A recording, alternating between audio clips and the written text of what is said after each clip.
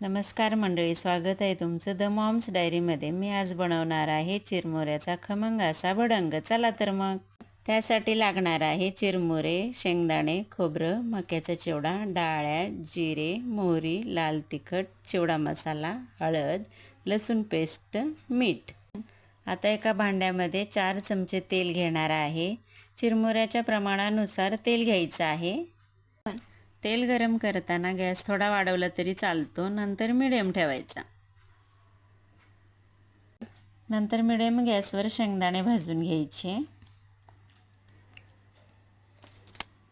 नंतर खोबरं भाजायचं, थोडंसं असं ब्राऊन होईपर्यंत भाजायचं।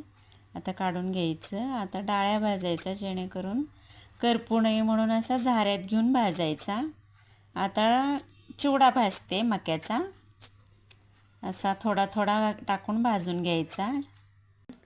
इथं मी फोडणीसाठी वेगळं तेल घेतले, 2 चमचे घ्यायचे।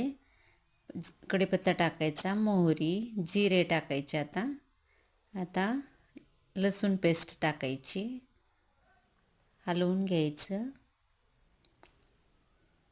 नंतर हळद टाकायची, त्यानंतर चिरमुरे टाकायचे, चांगलं परतून घ्यायचं।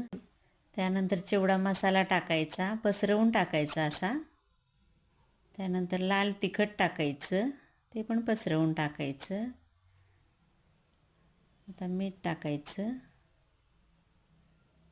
चवीनुसार मीठ टाका।